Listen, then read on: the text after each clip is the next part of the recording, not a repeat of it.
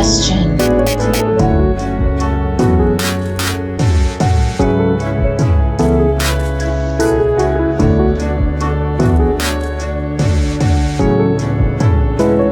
What's your question? Good evening. It is March 3rd, 2023. This podcast is extraordinarily late this week, and I apologize. As I said before, we live in the woods, and we've had a lot of storms lately, and another one coming in tonight. So there's been a little bit of technical difficulty getting things loaded and etc. For those of you who didn't catch my podcast on Monday and our interview with the marvelous Christine Hajar, please make sure to. Welcome to the third thread of the Wyrdest Web 2.0 Ask A Priestess Podcast, a podcast dedicated to assisting others with difficult questions. This branch of our podcast is focused on healing and explorations of healing modalities and highlighting the sovereignty of the self so that we may become stronger in ourselves and therefore stronger in our connection to others around the world. I'm your Wyrd host and even weirder resident high priestess, Caitlin Maurer Waltzer. Before we go any further, and for legal reasons, I want to state, as I will on most episodes, that I am not a doctor, a lawyer, a psychologist, or anyone legally licensed to offer professional advice in this way. If you're experiencing a mental health or substance abuse crisis, please dial 988, which is the National Suicide Hotline, and seek professional help without shame because you are not alone and you deserve wellness. There's some beautiful free online supports as well in case you don't have insurance and can't get traditional therapy and can't drop like $300 an hour for a therapist. Either way, there is help available, so don't leave yourself in the lurch. I think I've said this before, but in case I didn't, I want to be absolutely clear that this is a show of equality. It's a place of equality. We all hold a strand on the web of the weird. And if that strand is Christian, Jewish, Muslim, Hindu, pagan, atheist, witch, rabbi, priest, gay, straight, non-binary, transgendered, black, white, brown, purple, with yellow polka dots, mentally ill, mentally well, or any of the infinite variations that come with being a human being on this planet, they are all honored equally on this channel as part of the web of stories that weave our global human family together, okay? And as with the Wyrdest Web podcast, Ask a Priestess seeks to dissolve unnecessary polarities, at least as much as possible within the context of a podcast. This is also a good time to insert that if I see any commentary degrading another's race, gender, doctrines, ideologies, or if you're looking to be a general idiot troll, your comment will simply be deleted and you will be blocked without acknowledgement or ceremony or any attention that you're very clearly seeking.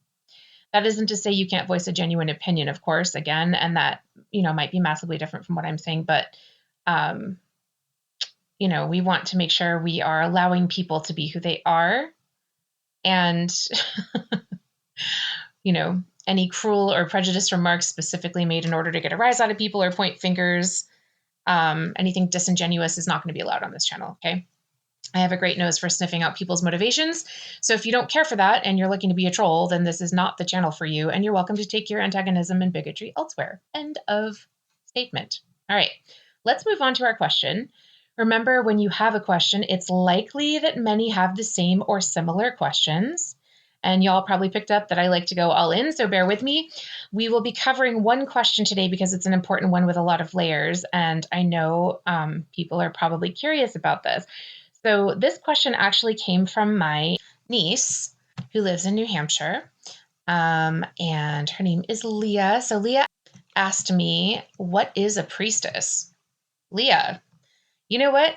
You're not the only person that's probably wondering that, and I'm going to break it down as much as I can because, it's a question that like literally everything I post on this channel has an insanely layered history.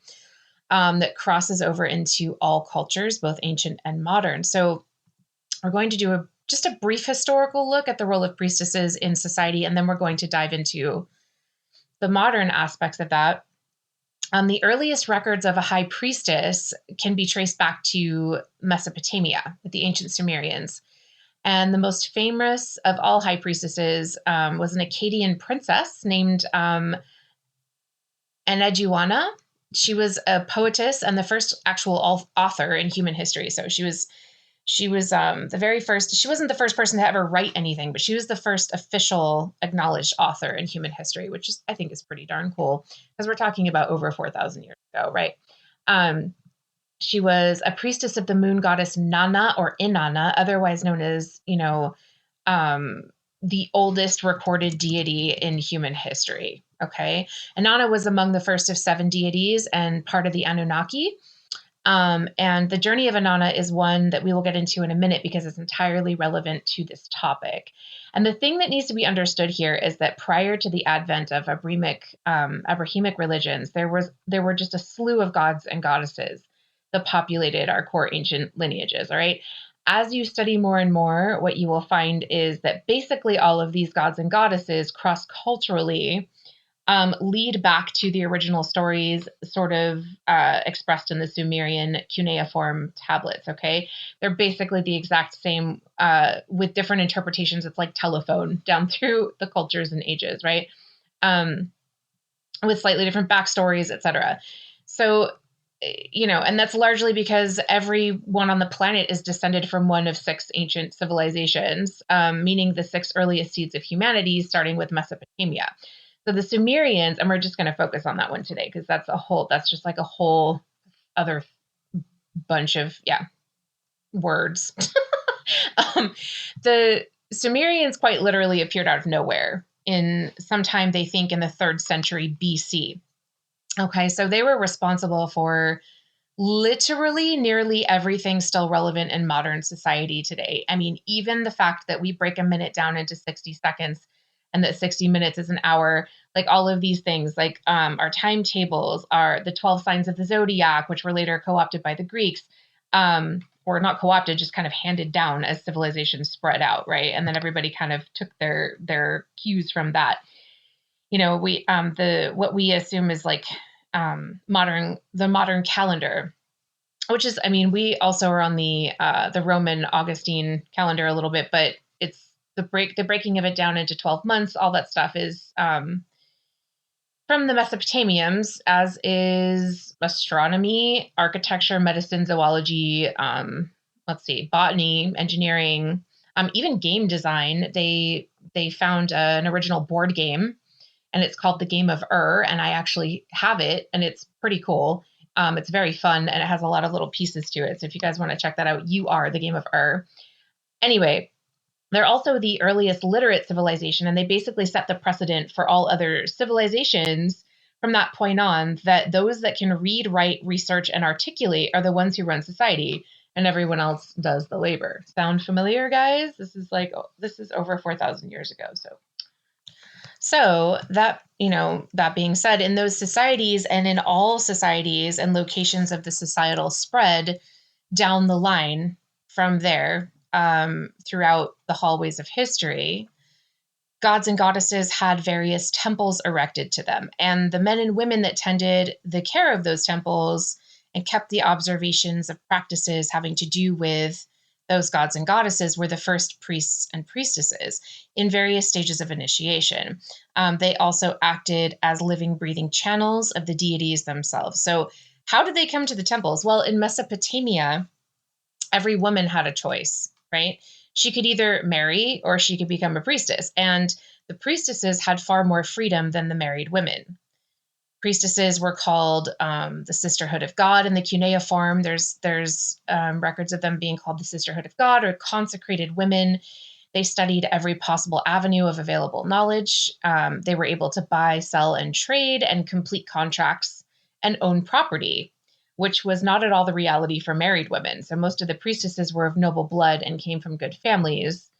And that is how they kind of presented themselves for service. And they had to be, both the priests and the priestesses had to be physically perfect in order to get into the temples. Perfect meaning no missing arms and legs, right? Like no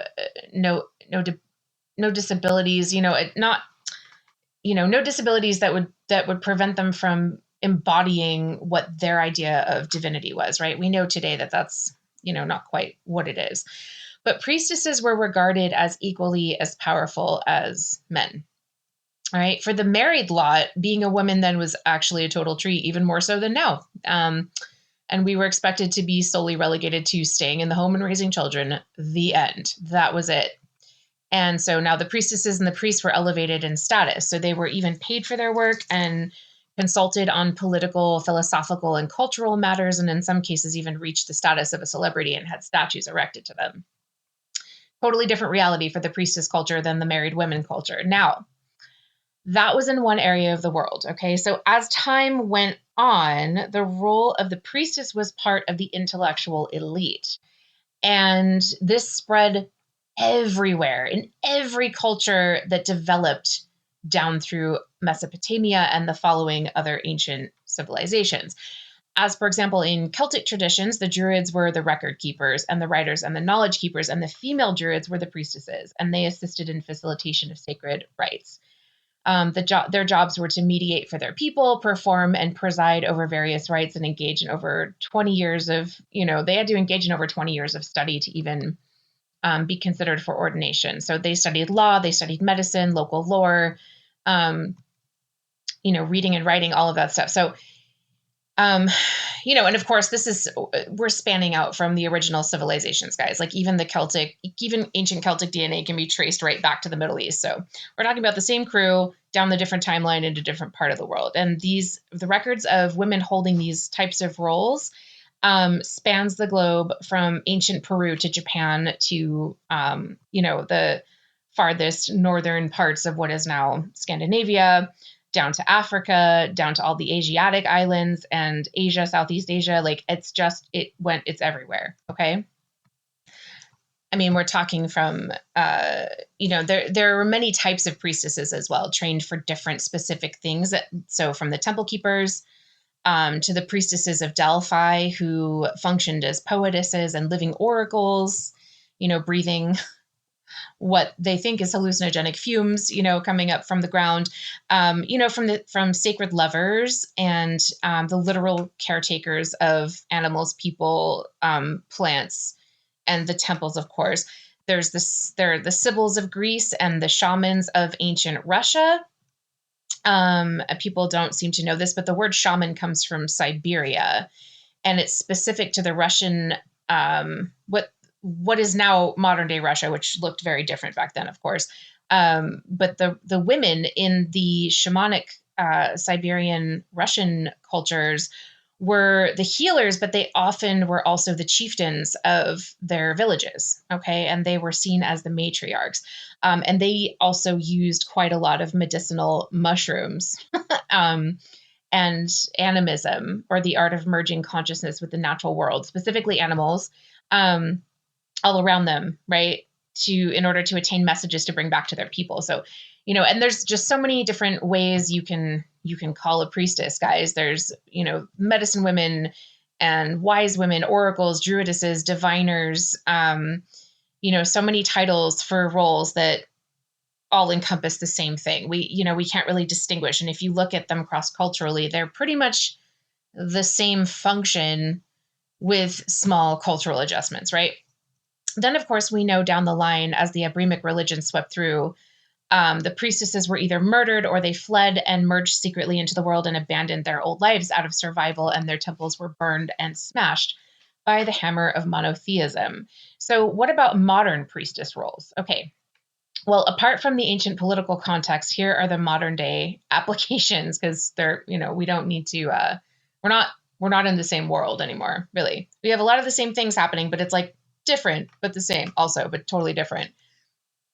As a priestess, in modern culture, a priestess is a woman in spiritual leadership, and a high priestess is also a woman in spiritual leadership. However, it's a slightly different flavor. Right? A high priestess is someone who has completed her cycles through the underworld, and I will get to clarifying that in a moment. I am talking proverbially, but I'll get back to that. And she's come back out the other side and can now offer sustenance to the world based on her visions, experience, lessons, and building of sort of an intentional community of learning. Sometimes this involves training others and sometimes not. And this would mean that someone, comes to you and asks to be trained. We don't walk through villages and choose people to train in our temples anymore, because that would be a cult, and also very strange. So I'm not a huge fan of actually taking on trainees. I've taken on a couple students over time that have approached me, but it's tricky territory because what my belief and my work is, and what I do is I help guide people to their own path. So I don't like to impart my own journey because it's going to look vastly different than someone else's. But I'm also happy to serve as a sounding board. So I just don't like to take on students in the traditional sense. So I've stopped doing that. So what is the difference between, again, a high priestess and a priestess? A priestess is trained by the high priestess or by other priestesses in her school. Okay. But a high priestess is ordained by spirit. Now, she can also be elected, and that's a different kind of thing. But usually it's because, if she's elected, it's because her abilities and her obvious self-development is such that it sort of places her in a leadership role automatically. So and if spirit is who ordains anybody, right? Truly, it doesn't matter what kind of religious practice you have. It doesn't matter if you're an actual priest of the Catholic or Christian belief systems, or a rabbi of Judaism, or a priestess of different religions. You are called to doing that. It's a calling. Okay, and not a human soul on this earth can tell someone who knows that this is their role and has that contract with the divine that it's not true or not valid for any reason. It's a calling, and you feel it in your bones. And the role doesn't belong to any particular, culture, religion, or ethnicity, or race, or part of the world. It just doesn't. I've met women who identify as Christian or Jewish, who also identify as priestesses or high priestesses, and function as such in their communities, working with herbs, working with earth, working with plants, etc. Now, a high priestess, again, can also be elected into that role, but that presents another set of things, none of which are relevant to this particular podcast. But I will say that discernment is key if you're trying to choose someone of any, if you haven't come into your own sovereignty yet and you are needing help spiritually, it's really important to be very discerning who you choose to help you do that. There are those who try to hold the title of priestess, but they're clearly not initiated by spirit. And if you're a discerning human being, religious or not, you can kind of feel the difference, because those are the so-called spiritual gurus and super flashy people that they're always money grubbing, or they're coming off as some combination of used car salesman and D&D gamer, right? Like that's a whole other thing. And not that there's anything wrong with playing D&D. I don't partake, but it also seems very cool. And that's, of course, not to say that you can't dress the part, for ceremonials, or wear whatever the hell you want. Like, wear whatever you want. If you want to wear a giant, dungeon master cape around, like, whatever, no shade. But, the role of the high priestess is not one of ego. And for someone to be a priestess or a high priestess, it means to be in service. You are in a role of service to humanity and to the earth, and you have that contract with the divine. All right. You become a steward of sorts, right? Which requires you to delve into many areas of morality and learning over a long period of time. And the thing is, if you're in tune with this role, life and the divine will lead you through your paces without even having to ask, and oftentimes under extreme duress. I mean, this is not a glamorous role.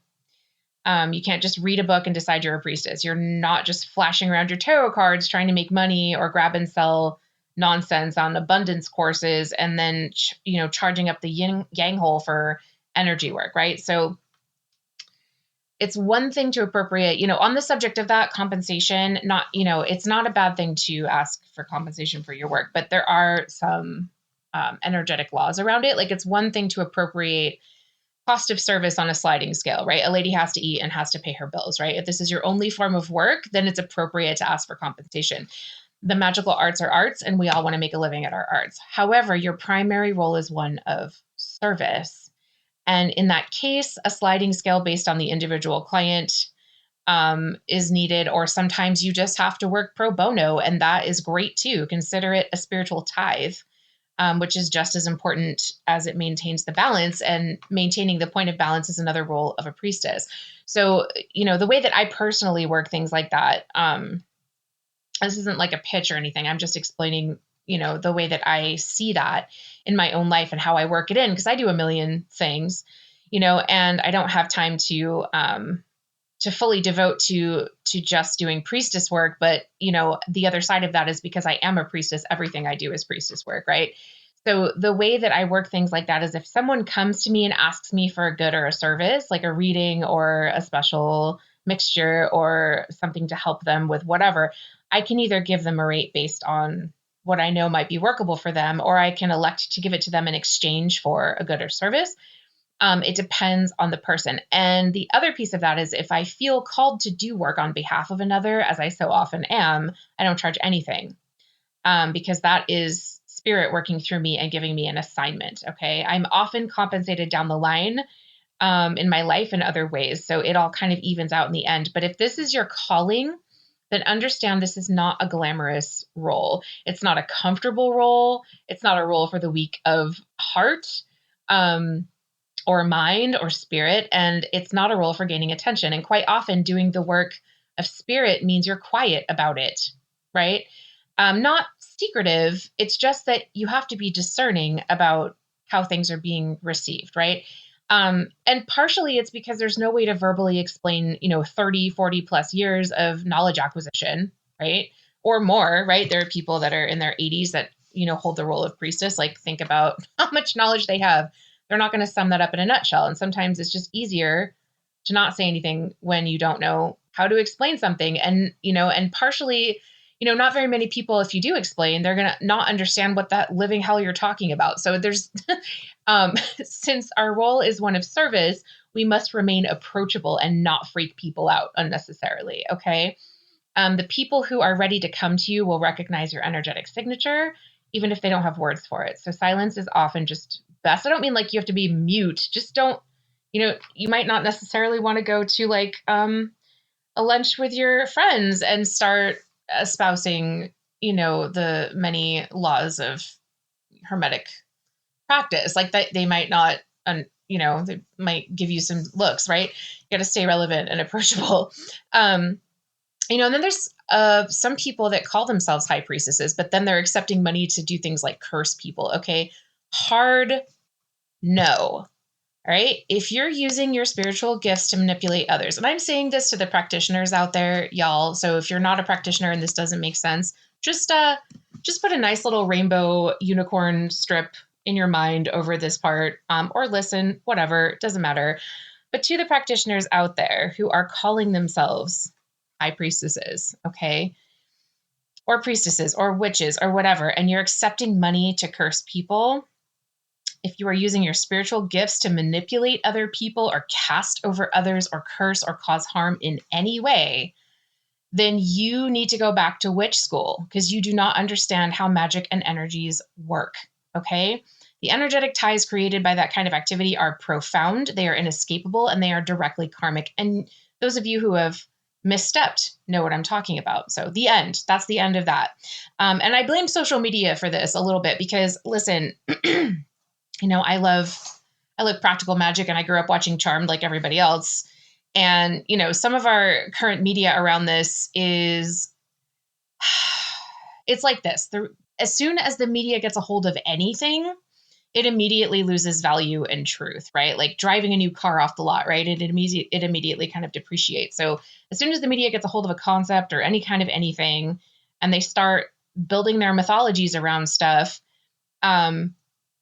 they can kind of destroy something that's actually fairly sacred, which is frustrating, right? And probably deliberate. So, and the media takes its name from the goddess Medea, who is the goddess of, among many things, illusions, and they can spin a fable around anything they want and push it out into the collective consciousness. So I'll let you guys put your thinking caps on for that one.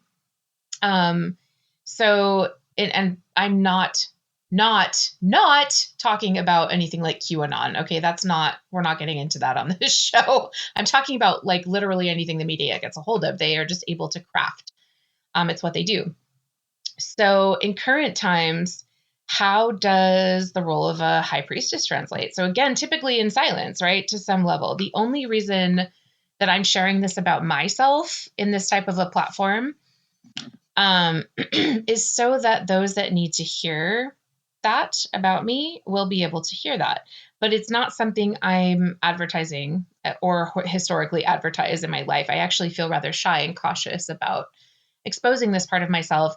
And also I received a direction to share it. So that is, for me, as much as I'm bucking against it and it feels awkward for me to say that about myself on a public platform, and be open about that. I also, I've fought through my own skepticism and analysis long enough to understand when to surrender and when I'm receiving actual instruction. So I'm saying that about myself so people can find me, right? That need to. So on the last podcast, I read a piece called Why You Should Date a Normal Girl versus a Wild Mystic. And I linked that below. And I'll link it below again for anyone that missed it, because it's a good reference point for what a priestess is. Priestesses are stewards of the earth. We generally have a high symbiotic respect and spiritual relationship with nature and animals. So that's pretty echoes the ancient role, right? And we understand that animals and nature are not here for us to rule over or monopolize or exploit. So we have a different relationship. We are not human-centric. We know that we are not the center of everything, right? So we're knowledge seekers. We go into the depths of different things so we can have the knowledge under our belts, both from absorbing knowledge from our predecessors through things like, books and whatnot, and also from personal experience and experimentation. So, we aid in pregnancies and births, baptisms, illnesses, weddings, deaths, burials, and funerals, as well as hold counsel for, people surrounding those events. We are all mothers and all caretakers, caring deeply about the upbringing and care of children, the treatment and care of animal and plant life, and the care of our elderly and sick. We study energies, as many belief system as possible, right, to get beyond the dichotomy of split thinking and understand just the river of continuity that runs under everything. And then of course we study sciences, philosophies, astronomy, astrology, all of that stuff, anthropology, medicines, art, cooking, our own psychology very deeply. And, another piece of that is that we're frequently in touch with altered states, which we attain through various means, sometimes without even meaning to, but oftentimes this is something that, we've been experiencing since childhood, which is the first tip off that becoming a priestess is part of our path, right? And these altered states are crucial because working in the liminal realms is how we're able to affect things on an esoteric level. And here's kind of where, in order to do that, you have to deal with your darkest pieces of yourself, and come to grips with them and understand them and incorporate them and integrate them. That is kind of where the story of Inanna comes in.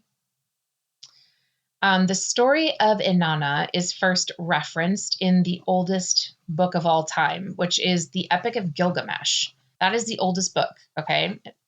Slightly later, Inanna's story was written by itself, not that much later, but just a little bit slightly later from a different standpoint as its own epic poem called The Descent of Inanna. So both of these were written in cuneiform, which is the Mesopotamian Sumerian clay tablets, okay, the pictorial tablets, and they date back to over, between 4,000 to 5,000 years ago, okay, and they're still working on that date, you guys, because it keeps getting bigger, so keeps getting longer. So Inanna is the Sumerian Mesopotamian queen of heaven and earth. Her sister Ereshkigal is the goddess of the underworld, who is later referred to as Hecate, but whom has many faces, but is often, Hecate is often seen as a multi-incarnation of Inanna and Ereshkigal kind of combined, because she is the queen of heaven and earth and the queen of the underworld. But for the purposes of this story, Ereshkigal is Inanna's sister, and she is the queen of the underworld. Now, Ereshkigal's husband dies, and Inanna decides to abandon her realm in heaven and descend to the deepest parts of the underworld to bear witness for his funeral rites, her brother-in-law's funeral rites, and support her sister. So she adorns herself in many things, okay, including, it specifically notes, a lapis lazuli necklace. However, when she gets to the first of the 7 gates of the underworld and she bangs on the door demanding to be let in, the gatekeeper asks, well, who are you? Like, why are you here? And she says, well, I'm Inanna. I'm Ereshkigal's sister. I'm here to partake of the wake and the funeral rites for my brother-in-law. So the gatekeeper consults with Ereshkigal, who consents to let Inanna through. However, she says that Inanna should be let through each of the 7 gates one at a time and piece by piece stripped of all of her gifts and all the things she's brought with her. So by the time she gets to the other side, she is naked. And when she protests, she is told, be quiet, Inanna, for the ways of the underworld are perfect and may not be questioned. So she approaches the gate armed with what she knows and and to even reach the first entry point of the underworld, she must go through this like stripping to the bareness, bearing her soul and divesting herself of all of this until she is just exposed and raw at the actual entry point to the underworld. She hasn't even gotten there yet. She's just going through the gates, right? So then she's in the throne room of her sister Ereshkigal, whom rises up so Inanna can take her seat on the throne. And at this point in the story, the 7 judges of the underworld, who are also Anunnaki, the 7 Anunnaki judge her. And Inanna is guilted and shamed and abused and screamed at until she dies. And she's turned into a corpse. And she's placed on a meat hook on the wall of the palace for 3 days and 3 nights. So, backtracking a little bit, before she left on this voyage, Inanna instructed her handmaiden and most trusted friend to go to, her name is Ninsubur, to go to her uncles / fathers. It's not super clear. Like, they're uncles. There's like 2 uncles and a father, but they all call her daughter. So, I mean, I don't know. I don't know.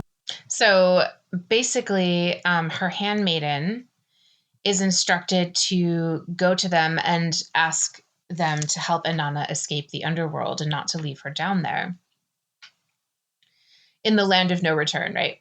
So when Inanna doesn't return, her handmaiden Ninsubar does exactly what she has been asked. She first goes through all the proper mourning rites and makes offerings at Inanna's temples.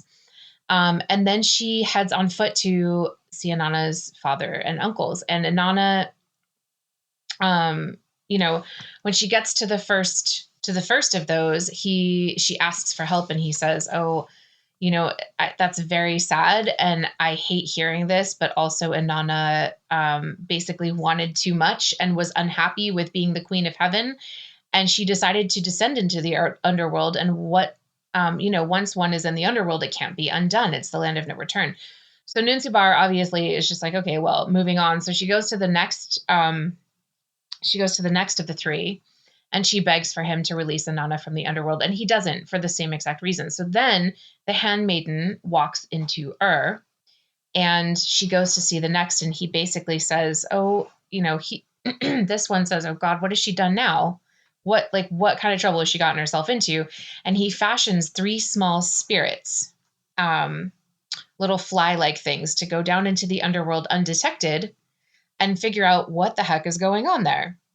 Now, Ereshkigal, the goddess of the underworld and Inanna's sister, at this point in the poem, it's revealed that she's pregnant, which she wasn't at the beginning. And it just comes in later, and she's possibly in labor. There's some allusions to that as well, although it's just not super clear. So he instructs them to comfort Ereshkigal, who is pregnant, and just like sit with her and help her with her aching back and her aching belly until she asks who they are and offers to reward them with something.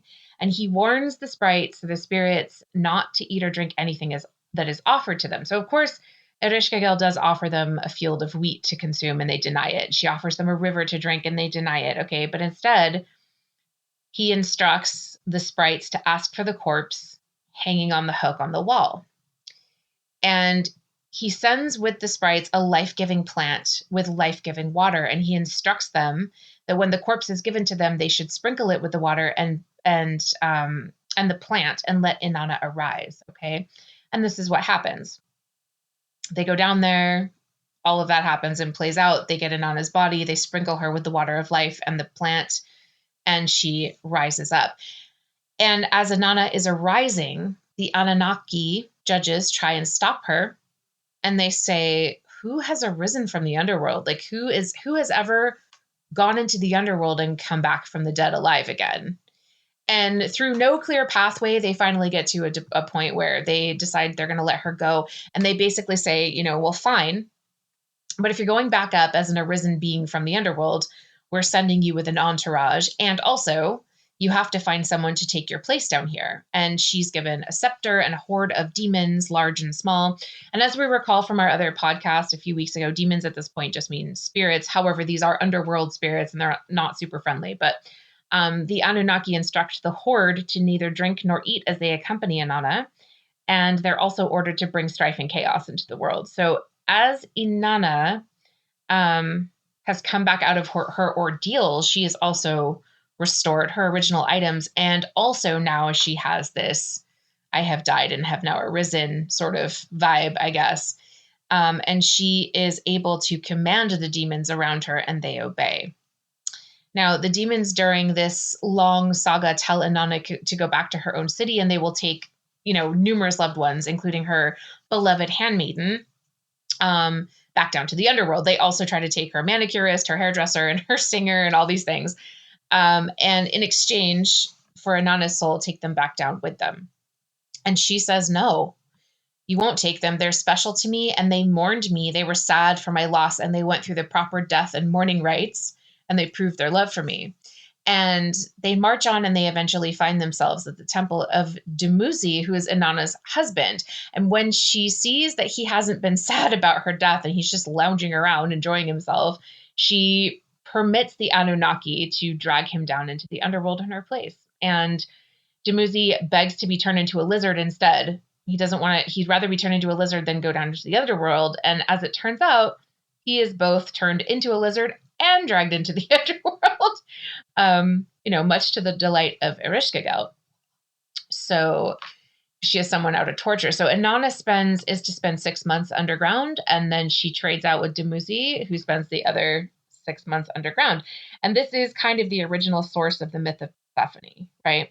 And also a little bit of Jesus to a certain extent. There's numerous, allusions and parallels there. And also numerous academic papers written on this. So you can just Google it. So that's the deal with Inanna. So this is a metaphor, obviously, for the fact, I don't know if it was then, nobody knows that. But obviously, this is a metaphor for the fact that when, universal forces dictate that it's time for you to take that journey, you go stripped to your barest self. So that, you, your comforts, your perceptions of the world, and your ideals, etc., are destroyed, completely destroyed and rebuilt from the inside out. And you emerge a more powerful version of yourself. And this happens, more than once, unfortunately, and also fortunately, but it's really just like over and over again until you're unshakable. All right. Until you are unfuckwithable, until you are able to just flow with things. And that does not mean that you are not subject to human emotions. Okay. Someone who's not in touch with their emotions is not fully developed. Okay. If you can't figure out how to express your emotions in a way that's not violent or screaming and yelling or throwing temper tantrums, then you've got some work to do. And this doesn't mean you're not subject to all of these. Rage, anger, sadness, joy, and all of these nuances in between are always present, right? Because we're human beings. But a high priestess is someone who has dared the gates of the underworld, metaphorically, and come back to tell the tale. And sometimes physically, there's also stories of near-death experiences, etc. And that changes people. And the purpose of bringing this information back is to teach and to connect. But the story here is that there are times in life where you're in such a trying state that maybe you don't really make it out for a while. All right. And these are the deepest teachings we can ever experience, as much as it can cause us the deepest amount of anguish, right? These are the deepest experiences and the deepest teachings we can ever experience, with the most beautiful, jewels at the bottom of the muck, right? They say that the lotus flower, the most sacred of all flowers, grows out of mud. And, some don't make it back out of the underworld, right? There's a lot of people that don't, they stay there. But when you're there, whether you're permanently there or not, you have to die to yourself and deepen your surrender. And that's the way to come out of it. And once you arise with a new understanding, you're never the same again. And you're never not going to be partially carrying that with you. And, you know, you'll be compelled into this part of your path. You're not like, well, it's time to go into the underworld. It's not really like that. There's, choices that we make, and some of those choices lead, but you'll feel it. It's a compulsion. And I'm speaking to the practitioners out there, okay, who are walking this path. You know who you are. And it's a painful journey. It's frightening. It's dark. It's unfamiliar. It's inescapable, but it's also extremely deeply beautiful. And there are many facets to this, but that's the long and the short of it, or really the long of it, because you know how I go on. And how does one deal with all of this? Well, it's summed up. Be quiet, Inanna. The ways of the underworld are perfect, and they may not be questioned. So, this is what that looks like. It is the going into the darkness to come back and being able to use that darkness for something useful and integrate it, right? One thing, quick sidebar, that actually drives me freaking crazy is when people use the phrase love and light. Love and light. Okay. This is like the same equivalent in the spiritual community. It's like someone saying thoughts and prayers, right? Like in the non-priestess community. Unless you take that road into the underworld and reemerge, you do not understand the true quality of light, nor the true depth and meaning of love. And you are just using love and light as a way, or thoughts and prayers even. It's just the same level of annoyingly gross. You're using that as a way to spiritually bypass responsibility for taking action, right? Like wishing someone love and light when they're in the throes of some sort of darkness of their life. Wishing someone love and light without coupling it with action that's supporting that is the same thing as basically saying like, okay, well, I like you and stuff, but I'm too busy to help. And I don't even want to look at my own darkness, let alone hold space for yours, right? So it's just like annoying. And it's because of this that being a high priestess means you have plunged yourself so deep into your shadows, into the underworld of your own psyche, that you lose all fear of that proverbial darkness. Right? You can't have darkness without light. You simply cannot. They're two sides of the same coin. Not to be cliche, but it's just true. And then you come back with the ability to weave shadow into light and stand at its center as a catalyst and transmuter of energy. Darkness is not evil. The darkness is the only way to ignite, the twin torches of Hecate, for those of you who understand that reference, and I'll get to that probably in another podcast. Of illumination that can guide you out of the underworld. And it's the only way you're ever going to command the horde of proverbial demons we all carry with us. And it's the only way you're going to help others on a path where they'll learn to command their own. You must divest all you have known. Okay. You must die to be reborn. You must surrender into the unknown of the void of death in order to truly live. Otherwise, it doesn't mean anything. And you must bring that light back with you and transmute it for others. And that is the role of the high priestess. Leah, I hope this was helpful for you. I want to thank everybody for tuning in again to the third thread of the Wyrdest Web 2.0 Ask A Priestess Podcast, a podcast dedicated to assisting others with difficult questions. This branch of our podcast is focused on the healing, explorations, and modalities of the world, and highlighting the sovereignty of the self so we may become stronger in ourselves and therefore stronger in our connection to the others in the world. I'm your Wyrd host and even weirder resident high priestess, Caitlin Maurer Waltzer. Tune in for another episode of the Wyrdest Web 2.0 Ask a Priestess Corner next Monday, March the 6th. And don't forget to tune into our Artist podcast, which will resume Sunday, March the 5th, when we will be interviewing the incredible Miss Kalidasi Burgess. If you wish to submit a question, please email me at TheWyrdestWeb@yahoo.com with the phrase weird question in the subject line. And until next time, guys, keep it weird.